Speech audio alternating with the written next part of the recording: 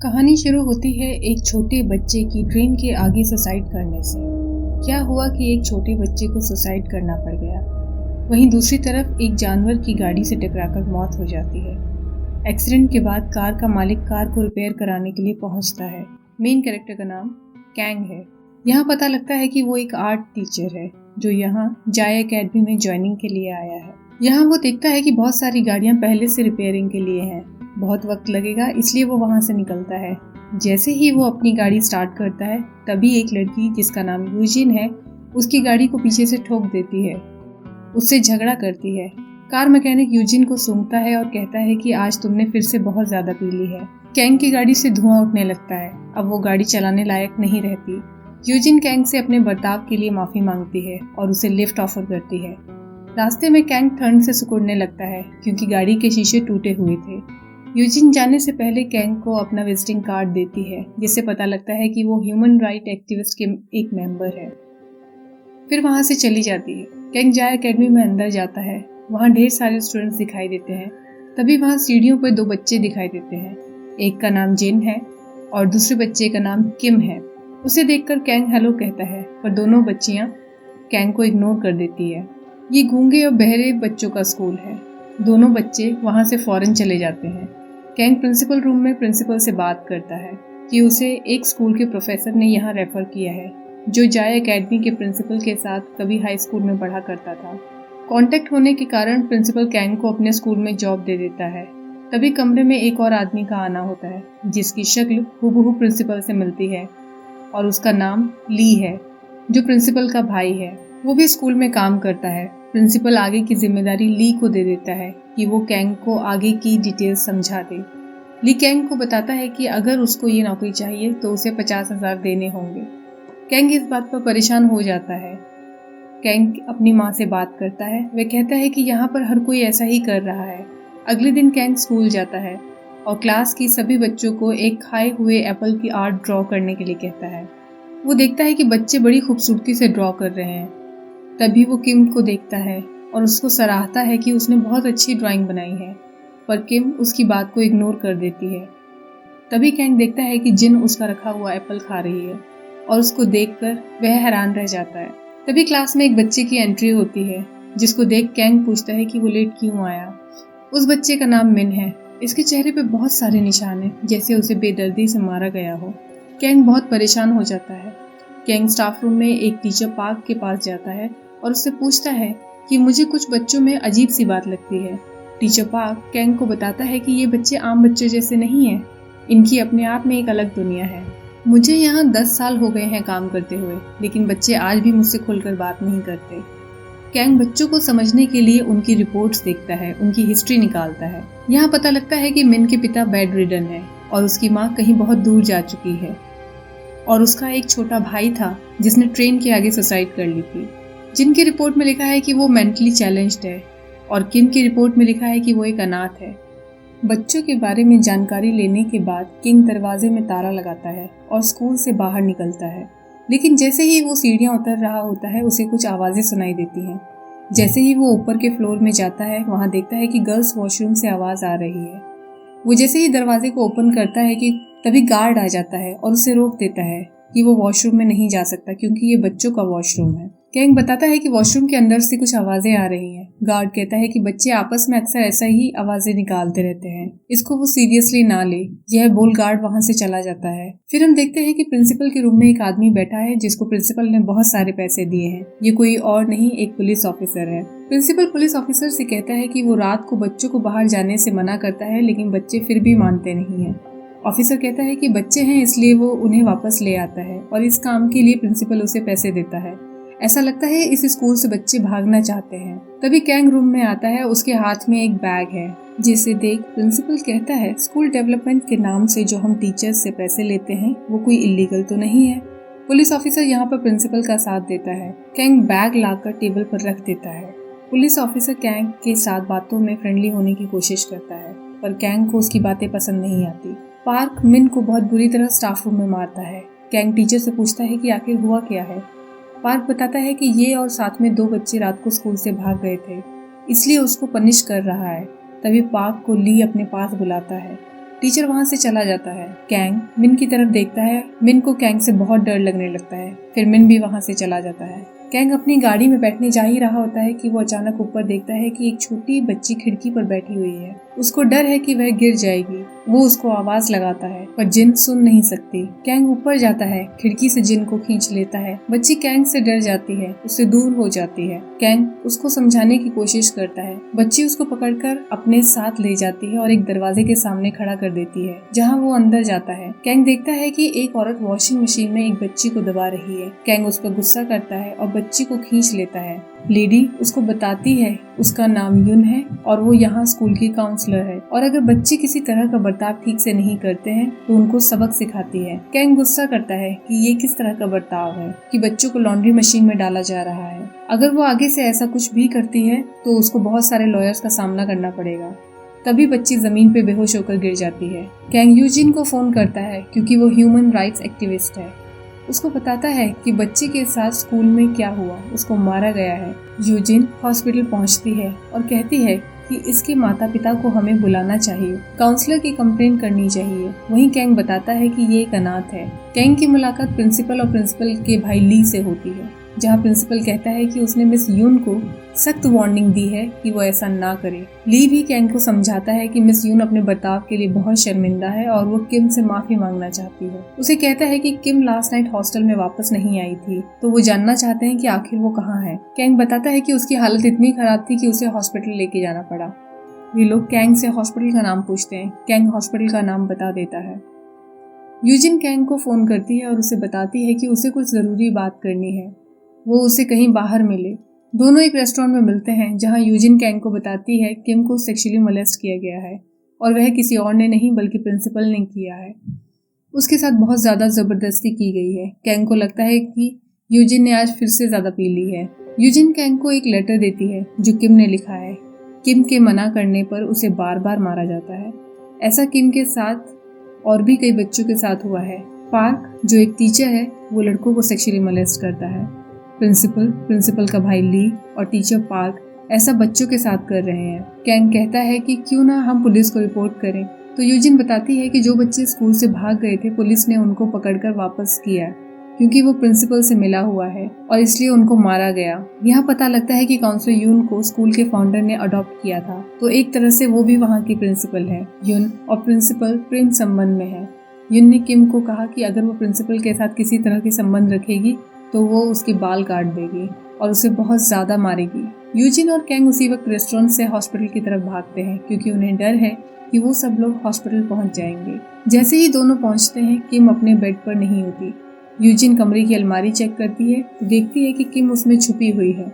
लगता है उसे फिर से मारा गया है। यूजिन और कैंग किम का बयान रिकॉर्ड करते हैं। किम स्कूल में अपने दोस्तों को ढूंढ रही थी, तभी प्रिंसिपल ने उसे अकेला पाया तो अपने ऑफिस में बुलाया। उसके साथ अकेले में जबरदस्ती करने की कोशिश की, लेकिन किसी तरह किम भागकर गर्ल्स वॉशरूम में छुप गई। पर प्रिंसिपल उसको वहां भी ढूंढते हुए आने लगा। आखिरकार प्रिंसिपल ने उसे ढूंढ ही लिया और उसको देखकर किम बहुत जोर से रोने लगी। प्रिंसिपल ने उसे बहुत मारा और उसका मुंह बंद कर उसके साथ जबरदस्ती की। फिर अचानक प्रिंसिपल को महसूस हुआ कि बाहर डोर पर कोई खटखटा रहा है और यह कोई और नहीं कैंग था। ये उसी दिन की बात है जब कैंग को लगा था कि वॉशरूम से किसी की आवाज आ रही है और वह डोर खोलने जा रहा था कि तभी गार्ड ने उसे रोक दिया। प्रिंसिपल ने कैंग के जाने का इंतजार किया और किम को सेक्सुअली मोलेस्ट किया।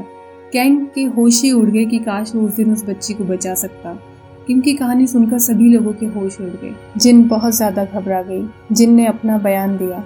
प्रिंसिपल ने अपने कैमरे में कैंडी देने के बहाने उसे बुलाया और उसके साथ जबरदस्ती की। उसके मना करने के बावजूद उसे मारा गया और उसके साथ बहुत ज्यादा बेदर्दी से पेश आया। उसकी कहानी सुन तभी किम ने बताया कि वहाँ पर जो भी हुआ था उस कमरे में जिन के साथ, वो सब किम ने देखा है। किम उसकी गवाह है। उस दिन वो जिन को ढूंढ रही थी खाना देने के लिए, पर तभी उसको बहुत हल्की सी प्रिंसिपल के रूम में गाने की आवाज आ रही थी। वो प्रिंसिपल रूम के दरवाजे के बाहर आकर खड़ी हो गई और हल्के से धीरे से दरवाजे से झांका तो उसने पाया कि प्रिंसिपल जिन को सेक्सुअली मोलेस्ट कर रहा है। तभी प्रिंसिपल ने किम को देख लिया और वो खाना छोड़कर भागी। प्रिंसिपल ने किम को सीढ़ियों पर पकड़ लिया और उसे इशारों में कहा कि अगर उसने किसी को बताया तो उसे जान से मार देगा। यूजिन लीगल कंप्लेंट करने के लिए अलग अलग दफ्तर जाती है, पर कोई भी उसकी बात को सीरियसली नहीं लेता और ना ही कोई इस केस को लेना चाहता है। वो कई लॉयर से बात करती है, पुलिस वालों से बात करती है, हर कोई उसे एक दूसरे के पास दफ्तर में जाने को कहता है। सभी कहते हैं कि ये उनके जुरिस्डिक्शन में नहीं आता। यूजिन उस पुलिस वाले से भी बात करती है जो स्कूल के प्रिंसिपल से मिला हुआ है, लेकिन वो भी इस केस को लेने से मना कर देता है और कहता है कि वो एक बहुत बड़े और इज्जतदार आदमी का नाम खराब करने की कोशिश कर रही है। वो उसे समझाती है कि बच्चों के साथ इतना बुरा हुआ है, लेकिन वो इस बात को बिल्कुल भी सीरियसली नहीं लेता। यूजिन एविडेंस भी देती है, लेकिन वो उसे इग्नोर कर देता है। यूजिन हार कर जब ऑफिस से बाहर निकलती है, तभी उसके पास एक फोन आता है कि एक न्यूज चैनल है जो उनकी स्टोरी को लाइव टेलीकास्ट करना चाहता है। प्रिंसिपल के ऑफिस में टीचर पार्क मिन की पिटाई करता है, उसको बहुत बुरी तरह मारता है, पूछता है कि उसकी 2 लड़कियां जो दोस्त हैं वो कहाँ हैं। मिन कुछ नहीं बताता। पार्क उसकी और ज्यादा पिटाई करता है। तभी दरवाजे पर कैंग दस्तक देता है। वो भी बाहर खड़ा होकर सारी आवाजें सुनता है। प्रिंसिपल पार्क को डोर ओपन करने के लिए कहता है। कैंग मिन की इतनी बुरी हालत को देख शॉक रह जाता है। प्रिंसिपल कैंग को अंदर कमरे में बुलाता है और वहीं प्रिंसिपल हमशक्ल भाई भी मौजूद होता है। कैंग को ये सब कुछ देखकर बहुत गुस्सा आता है और उसके हाथ में जो एक फ्लावर पॉट होता है वो पार्क के सर पे दे मारता है। ये देखकर मिन हैरान हो जाता है, क्योंकि मिन की मदद किसी ने पहली बार की थी। अब मिन कैंग पर कुछ भरोसा करता है। मिन कैंग के साथ स्टूडियो में आता है, जहां पर वो अपनी कहानी टेलीविजन वालों को बताता है कि किस तरह से टीचर पार्क ने उसे अपने घर के बाथरूम में ले जाकर उसके साथ जबरदस्ती की, और यही जबरदस्ती उसने उसके छोटे भाई के साथ भी की। जब मिन ने मना किया तो पार्क ने उसकी बहुत पिटाई की और मिन को कमरे में बंद कर दिया। ये सब कुछ मिन का छोटा भाई देख रहा था और पार्क ने उस छोटे बच्चे को भी नहीं बख्शा। मिन को होश आता है तो वो बाथरूम और घर में अपने छोटे भाई को ढूंढता है, पर वह कहीं नहीं मिलता। मिन बाहर आता है, उसको वहां भी नहीं दिखाई देता। तभी पार्क जबरदस्ती मिन को अंदर कमरे में ले जाता है और उसके साथ फिर से बदसलूकी करता है, और इस खबर को पूरा देश देख रहा है। इस लाइव न्यूज को पुलिस वाले भी देखते हैं। अब उन्हें मजबूरन इस केस को लेना पड़ता है और प्रिंसिपल के भाई को भी गिरफ्तार किया जाता है और टीचर पार्क को भी। पुलिस वाला कहता है कि अब वक्त आ गया है कि अब तुम अपने सबसे अच्छे कनेक्शन को ढूंढ निकालो, बेस्ट लॉयर जज को ढूंढो जो तुम्हें इस केस में जीत दिला सके। केस की पहली हियरिंग होनी है। बहुत सारे लोग प्रिंसिपल के सपोर्ट में खड़े हैं और बहुत सारे लोग ऐसे भी हैं जो प्रिंसिपल के खिलाफ खड़े हैं। इन सारी भीड़ से गुजरते हुए यूजिन और कैंग बच्चों को कोर्ट में ले जाते हैं। कोर्ट में तीनों मुलजिम की पेशी होती है। प्रिंसिपल कहता है कि इस एकेडमी के फाउंडर उसके पिता थे। उन्होंने अपनी सारी संपत्ति देकर इस एकेडमी को शुरू किया। वह पिछले 50 सालों से इस एकेडमी को चला रहा है और उसे अपने पिता से यही बात विरासत में मिली है कि कभी ऐसे लोगों के साथ बुरा बर्ताव न किया जाए। कोर्ट में कई लोग भी बैठे हुए हैं जो सुन बोल नहीं सकते। उन्होंने जज को इशारे में कहा कि उन्हें कोई ट्रांसलेटर चाहिए। जज ने उन्हें शांत रहने के लिए कहा। तभी यूजिन जज को कहती है कि इन लोगों की जरूरत है कि इस कोर्ट की हियरिंग को सुनने के लिए उन्हें एक ट्रांसलेटर दिया जाए। यूजिन का ये कहना जज को बिल्कुल पसंद नहीं आता और वह उसे फौरन कोर्ट हाउस से निकाल देने का आदेश देता है। कोर्ट में अगले दिन सिक्योरिटी गार्ड की पेशी होती है। वकील सिक्योरिटी गार्ड से कई सवाल पूछता है। अब कोर्ट के अंदर एक साइन लैंग्वेज इंटरप्रेटर होती है। गार्ड बताता है कि वो यहाँ पिछले 5 साल से काम कर रहा है। प्रिंसिपल और उसके भाई और सभी लोग बहुत अच्छे हैं। वो कहता है कि कभी उसने प्रिंसिपल और प्रिंसिपल के भाई को किसी के साथ बुरा व्यवहार करते हुए नहीं देखा। अपने पास किसी बच्चे को बुलाते हुए भी नहीं देखा, ना कमरे में ले जाते हुए देखा। वकील कहता है कि उस रात क्या हुआ था जब कैंग गर्ल्स वॉशरूम के बाहर खड़ा था। गार्ड बताता है कि कैंग को वॉशरूम से कुछ आवाजें आ रही थी। कैंग उसे चेक कर ही रहा था कि तभी गार्ड अपनी ड्यूटी चेक करते हुए वहां पहुंच गया और वॉशरूम को अंदर से चेक किया तो वहां कोई नहीं था। यहाँ गार्ड झूठ बोल रहा था। दूसरा वकील गार्ड से पूछता है कि पहले कहाँ नौकरी करते थे और तुम्हें वहां से क्यों निकाला गया। वकील ने बताया कि उसने पिछले स्कूल में चोरी की थी, इसलिए उसे पिछले 3 सालों तक अनएम्प्लॉयड रहना पड़ा। फिर तुम्हें अचानक यह नौकरी क्यों मिल गई, और वो भी इतनी कम सैलरी पर। यहाँ पता लगता है कि उसने भी स्कूल के प्रिंसिपल को कुछ डेवलपमेंट फंड के नाम से पैसे दिए थे और इस तरह उसको ये नौकरी मिली। और इसी तरह सालों से स्कूलों में जो भी हो रहा था वो इसे चुपचाप बर्दाश्त कर रहा था। दोनों वकीलों ने इस बात पर बहस होती है कि गार्ड के बैकग्राउंड का इस बात से क्या लेना देना है। विक्टिम का वकील इस बात को कहता है कि यही कारण है कि सभी ने घूस देकर वहां नौकरी हासिल की है। इसलिए वहाँ का पूरा सिस्टम ही करप्ट है और उनके बायस्ड स्टेटमेंट पर भरोसा नहीं किया जा सकता। गायनेकोलॉजिस्ट को सवाल जवाब के लिए बुलाया जाता है। उसे पूछा जाता है कि क्या उसी ने बच्ची को एग्जामिन किया था। वे बताती है कि बच्चे का हाइमन डैमेज हुआ है। वकील पूछता है कि क्या हाइमन सिर्फ सेक्सुअल रिलेशन से ही डैमेज होता है। वो कहती है नहीं, बल्कि ऐसा पॉसिबल है कि साइकिल चलाते हुए या उसने खुद से ही इसे डैमेज किया हो। वकील फिर पूछता है कि आपने अपने करियर में तो ऐसे बहुत सारे पेशेंट देखे होंगे, तो आपको इस बच्ची को देखकर क्या लगता है। वह बताती है कि बच्चे ऐसी स्थिति में अपना मानसिक संतुलन खो बैठते हैं, पर जिनको देखते हुए ऐसा लगता है कि वो बहुत ज़्यादा शांत थी और आराम से बैठकर कुकीज़ खा रही थी। ये बहुत अजीब सी बात है, खासकर एक ऐसे बच्चे के लिए जिसे सेक्सुअली मोलेस्ट किया गया हो। इसके अलावा उसके शरीर पर किसी तरह के कोई घाव या निशान भी नहीं थे। उसे जिन एक ऐसी बच्ची नहीं लगती जिसके साथ सेक्सुअल मोलेस्टेशन हुआ हो। विक्टिम का वकील गायनेकोलॉजिस्ट से सवाल करता है कि उसने जब पहली बार पेशेंट को डायग्नोज किया था तो उसकी रिपोर्ट कुछ और ही थी और वो यहाँ पर गवाही कुछ और दे रही है। वकील जज के सामने असली रिपोर्ट रखता है और उससे पूछता है कि आखिर वो ऐसा कर क्यों रही है। जज गायनेकोलॉजिस्ट को गुस्सा करता है कि उसने 2 रिपोर्ट क्यों बनाई है। वह कहती है कि उसको पता नहीं था कि ये केस इतना ज़्यादा सीरियस हो जाएगा कि कोर्ट में चला जाएगा। लॉयर उस पर गुस्सा करता है कि केस कितना भी सीरियस हो पर डायग्नोसिस तो सही होना चाहिए। गायनेकोलॉजिस्ट बताती है कि जिन का हाइमन डैमेज था, पर वह अभी का डैमेज नहीं है बल्कि 5 साल पहले का डैमेज है। इसका मतलब कि जब वो बच्ची 9 वर्ष की थी तब से ही उसके साथ ज़बरदस्ती की जा रही थी। प्रिंसिपल का लॉयर इस बात को सुनकर आग बबूला हो जाता है और वो कहता है कि इतनी छोटी बच्ची के साथ कोई सेक्सुअल संबंध कैसे बना सकता है, इसमें लड़की की मनमानी रही होगी। हम आगे देखते हैं कि कैंग, यूजिन और सभी बच्चे बाहर रेस्टोरेंट में खाना खाते हैं, एक अच्छा वक्त गुजारते हैं। फिर वो उसके बाद बीच पर जाते हैं जहाँ बच्चे खेलते हैं और उन्हें अपनी एक नॉर्मल जिंदगी का एहसास होता है। बच्चे उनसे कहते हैं कि काश ये दोनों उनके माता पिता होते तो उनकी जिंदगी कुछ और ही होती।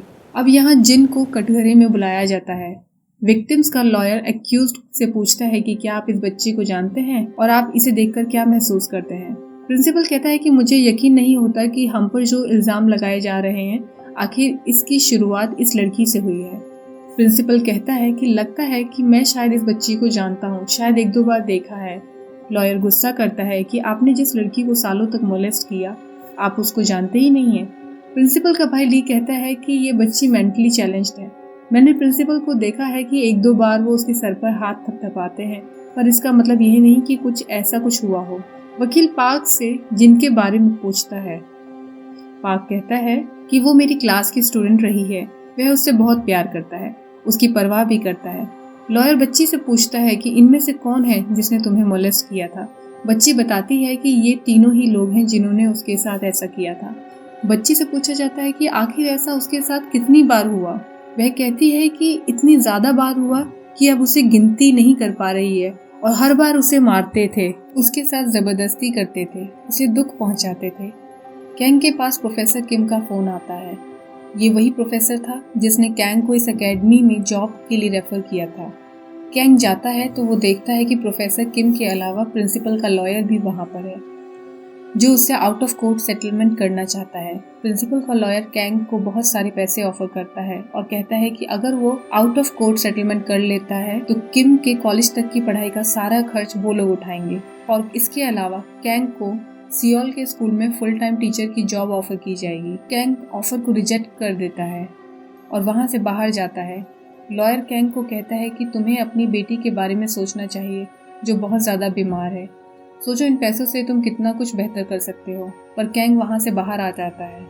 यूजिन के पास कोवर्कर का फोन आता है जो उसे बताता है कि जिन के पिता को उसके रिलेटिव्स ने कन्विंस कर लिया है कि वो आउट ऑफ कोर्ट सेटलमेंट कर ले और इसके अलावा जिन के पिता भी मेंटली चैलेंज्ड हैं। कैंग कोर्ट में किम के साथ होता है। वह किम से पूछता है क्या तुम आज टेस्टिफाई करना चाहती हो।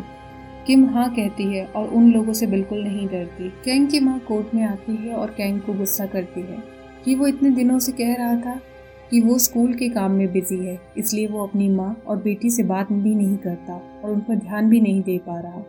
वो उसे गुस्सा करती है कि वो किस तरह का काम कर रहा है जहाँ उसे सही गलत का नहीं पता। वो उसे इस बात के लिए भी गुस्सा करती है कि वो इस केस में इन्वॉल्व है। कैंग अपनी माँ को कोर्ट में हियरिंग सुनने के लिए कहता है और कहता है कि अगर मैंने आज इस बच्ची का साथ नहीं दिया तो मैं कभी अपनी बेटी का भी अच्छा पिता नहीं बन पाऊंगा। वकील किम से सवाल करता है कि क्या प्रिंसिपल ने तुम्हें सेक्सुअली मोलेस्ट किया है? बच्ची हाँ कहती है। लॉयर, क्या तुम अक्सर प्रिंसिपल से मिलती थी? बच्ची मना करती है। लॉयर कहता है कि उसने तुम्हें किस तरह से सेक्सुअली मोलेस्ट किया?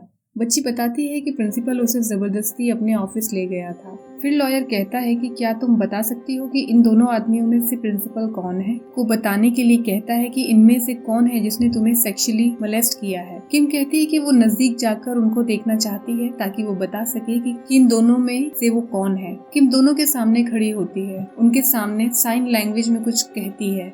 उनमें से एक व्यक्ति कुछ रिएक्ट नहीं करता पर दूसरा थोड़ा सा फेस एक्सप्रेशन चेंज करता है। उसे देखकर किम समझ जाती है कि यही है वो। किम से पूछा जाता है कि तुम्हें कैसे पता कि यही है वो जिसने तुम्हें सेक्सुअली मोलेस्ट किया है? किम बताती है कि जब भी उसके साथ जबरदस्ती हुई थी तो हर बार उसे इशारों में एक बात कहेगी कि अगर उसने किसी को बताया तो उसको जान से मार दिया जाएगा। प्रिंसिपल और प्रिंसिपल के भाई दोनों में से एक को ही साइन लैंग्वेज आती है और साइन लैंग्वेज सिर्फ प्रिंसिपल को आती है। तो जब वो इशारा उसने उन दोनों के सामने किया तो उनमें से एक के चेहरे का रंग बदल गया, उसके एक्सप्रेशन बदल गए। यही आदमी प्रिंसिपल है। किम के दिमाग की पूरी कोर्ट में तारीफ हुई और उसकी अक्लमंदी को दाद दी गई। वकील किम से पूछता है कि जब तुम जिन को ढूंढ रही थी तब तुम्हें हल्की सी आवाज सुनाई दी थी, तो तुम प्रिंसिपल के कमरे की तरफ गई और तुमने वहाँ पर अंदर झांका तो तुमने देखा कि प्रिंसिपल जिन के साथ जबरदस्ती कर रहा था। क्या ये सही है? किम हाँ कहती है। वकील कहता है कि जब किम सुन ही नहीं सकती तो बोल नहीं सकती तो आखिर रूम में गाने की आवाज कैसे सुनाई दे सकती है और किस तरह से वह सुनकर वहां तक जा सकती है? किम बीच में रुकती है और कहती है कि वो हल्के से गाने की आवाज सुन सकती है। उसने गाने के सिंगर का नाम भी बताया, जिसे सुन सब लोग शॉक्ड रह गए। किम की बात को टेस्ट किया गया और वो गाना लगाया गया। किम को यहाँ पर ये बताना है कि अगर वो गाने की आवाज सुन सकती है तो उसे अपना हाथ ऊपर उठाना है और अगर गाना बंद हो जाए तो उसे अपना हाथ नीचे करना है। गाने को प्ले किया जाता है। किम बहुत ध्यान से सुनने की कोशिश करती है। जैसे ही गाना बजना शुरू होता है किम अपने हाथ को ऊपर करती है और यह देख सब लोग हैरान हो जाते हैं कि आखिर एक बहरी लड़की सुन कैसे पा रही है। वकील अचानक से गाने को बंद कर देता है और फिर किम अपने हाथ को नीचे कर देती है, जो एक साइन है कि अब गाना बंद हो गया है। वकील अचानक से गाने को फिर से शुरू कर देता है। किम पूरे ध्यान से फिर से सुनने की कोशिश करती है। वो अपना हाथ फिर से ऊपर कर लेती है। वकील इस बात को देख हैरान रह जाता है और जज भी। किम के दोस्त उसको बताते हैं कि उसने सही तरीके से अपनी बात रखी। कैंग की माँ उसको कुछ खाने के लिए देती है और कहती है कि यकीन नहीं होता कि इतने मासूम बच्चों के साथ कोई इतना बुरा बर्ताव भी कर सकता है। ये कहकर वो वहाँ से चली जाती है। यूजिन मिन के घर जाती है। वहाँ से वो यून को निकलते हुए देखती है। वह बताती है कि उसने सेटलमेंट पेपर पे साइन करवा लिए हैं। मिन की ग्रैंडमदर के पास बिल्कुल पैसे नहीं है और उसे कुछ पैसे देते ही उन्होंने फटाफट से साइन कर दिए और उसके पिता बेड से हिल नहीं सके, तो मेरे लिए बहुत आसान था ये सब कुछ करवाना। यून कहती है कि उसकी ग्रैंडमदर कैसे साइन न करती कि उनका एक लौता बेटा बेड रिडन है और उसका पोता सुन बोल नहीं सकता। ये कहकर यून वहाँ से चली जाती है। यूजिन को ये सब कुछ बहुत बुरा लगता है पर वो यहाँ कुछ नहीं कर सकती थी। मिन कैंग को कहता है कि वो भी टेस्टिफाई करना चाहता है ताकि वो सबको बता सके कि टीचर पार्क ने उसके और उसके भाई के साथ क्या किया। कैंग बताता है कि वो ऐसा नहीं कर सकता क्योंकि उसकी ग्रैंडमदर ने सेटलमेंट पेपर पर साइन कर दिए हैं और उन्होंने उसे माफ कर दिया है। मिन को ये बात सुनकर बहुत दुख होता है। उसके दोस्तों को भी बहुत बुरा लगता है। मिन कहता है कि उनको सजा मिलनी चाहिए। उन्होंने मुझसे मेरे भाई से माफी नहीं मांगी, उन्होंने हमारे साथ बुरा किया। अगले सीन में देखते हैं कि किम कैंग को रात में उठाती है और उसे बताती है कि जब प्रिंसिपल उसे जबरदस्ती अपने कमरे में ले गया था तब टीवी पर उसने एक फुटेज देखी थी जिसमें प्रिंसिपल और यून एक साथ थे। किंग समझ जाता है कि उसको उस फुटेज को ढूंढना ही होगा ताकि उसको एविडेंस के लिए इस्तेमाल कर सके। कैंग और यूजिन बहुत ढूंढते हैं पर उन्हें कुछ नहीं मिलता। कैंग को रिमोट मिलता है। वो रिमोट से टीवी को ऑन करता है तो वो पाता है कि वो खुद को उस टीवी पर देख रहा है, यानी कि इस कमरे में कहीं सीसीटीवी लगा हुआ है। कैंग सीसीटीवी को ढूंढ लेता है और फुटेज निकालकर अपने लॉयर के पास ले जाता है। यूजिन बताती है कि यह फुटेज जिस दिन का है उस दिन के हिसाब से जिन 13 साल की नहीं हुई थी। लॉयर उन्हें बताता है कि जिन बच्चों को 13 साल से कम उम्र में सेक्सुअली मोलेस्ट किया जाता है, अगर कल्प्रिट सेटलमेंट कर भी लेता है तो भी उसको सजा मिलेगी। यह फुटेज एक स्ट्रॉन्ग सबूत है।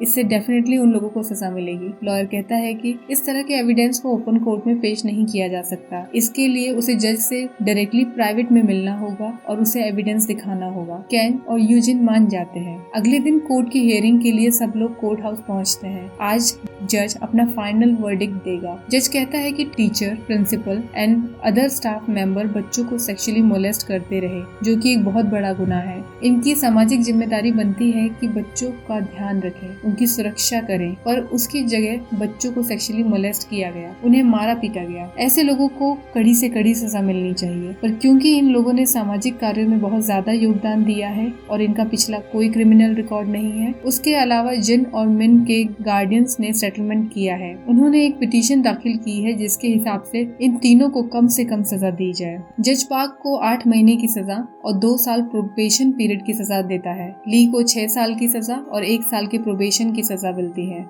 और प्रिंसिपल को 6 महीने की सजा और 1 साल के प्रोबेशन की सजा मिलती है। और वकील को कहा जाता है कि वे जल्द से जल्द कार्यवाही को पूरा करें और तीनों को रिलीज किया जाए। इस बात पर सभी लोग हंगामा करते हैं क्योंकि वो कोर्ट के न्याय से बिल्कुल भी खुश नहीं थे। सब लोग बहुत दुखी होते हैं। कैंग अपने लॉयर की तरफ देखता है। उसको देखते ही समझ जाता है कि उसने एविडेंस को भी सबमिट नहीं किया और वो भी बिक चुका है, नहीं तो किसी भी सूरत में ये केस को वो नहीं हारते। लॉयर उनसे नजर नहीं मिलाता और वहाँ से चला जाता है। मिन पर इस फैसले का बहुत बुरा असर होता है। जिन और किम यूजिन को बताती हैं कि मिन यहाँ से बहुत गुस्से में गया है, पता नहीं वो क्या करेगा। ये बात यूजिन कैंग को बताती है। कैंग मिन को ढूंढने के लिए निकल पड़ता है। वो किसी तरह उसे ढूंढते हुए रेलवे ट्रैक पर पहुँचता है और पाता है कि मिन और पार्क का झगड़ा हो रहा है। तभी सामने से ट्रेन आने लगती है। मिन पार्क को पकड़ के रखता है और ट्रेन इन दोनों के ऊपर से गुजर जाती है। कैंग कोशिश करते हुए भी उसे नहीं बचा पाता। यूजिन भी वहाँ पहुँच जाती है पर तब तक बहुत देर हो चुकी होती है और वहाँ पर सिर्फ मिन का शूज रह जाता है। अभी हम देखते हैं कि मिन के लिए शोक सभा और रैली का आयोजन किया जाता है जिससे सभी पुलिस वाले रोकने की कोशिश करते हैं। ये वो सभी लोग होते हैं जो इनजस्टिस और मिन की मौत के लिए दुखी होते हैं। पुलिस उन्हें वहाँ से हटाने के लिए कहती है। जैसे ही जज की गाड़ी आती है उस पर सभी लोग अंडे बरसाने लगते हैं और अपना आक्रोश जाहिर करते हैं। पुलिस लोगों को भगाने के लिए उन पर पानी गिराती है। कैंग को ये सब कुछ देखकर बहुत दुख होता है। वो कहता है कि ये बच्चा सुन बोल नहीं सकता था, सिर्फ इंसाफ चाहिए था। उसका नाम मिन था। कैंग इस बात को बार बार रिपीट करता है। पुलिस वाले कैंग को धर दबोचते हैं। अब काफी वक्त गुजर चुका है।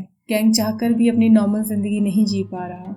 यूजिन कैंग से ऑनलाइन बातचीत करती है, बताती है कि उन्होंने फिर से अपील की थी कोर्ट में, लेकिन उनकी अपील को रद्द कर दिया गया। वह बताती है कि बच्चे उसके साथ रहते हैं और वे बहुत खुश हैं। उसको देख वहाँ स्कूल से और भी कई बच्चे उसके पास रहने के लिए आ गए हैं और अब वो एक हेल्दी एंड हैप्पी लाइफ जी रहे हैं। अब जिन यूजिन को साइन लैंग्वेज सिखा रही है। वह विश करती है कि जैसे इन बच्चों के चेहरे पर खुशी है, अब धीरे धीरे वही खुशी कैंग की जिंदगी में भी आए। अगर आपके आसपास बच्चे हैं तो उनके दोस्त बनिए, उन्हें सेफ एनवायरनमेंट दीजिए और जमाने से लड़ना सिखाइए। अगर आपने भी कभी कुछ ऐसा देखा, सुना है या आपके आसपास किसी के साथ ऐसा हुआ है तो हमें कमेंट सेक्शन में जरूर बताइएगा। मेरी कहानी पसंद आई तो इसे लाइक, सब्सक्राइब और शेयर जरूर कीजिए। Thank you for watching this video. तब तक अपना ख्याल रखिए।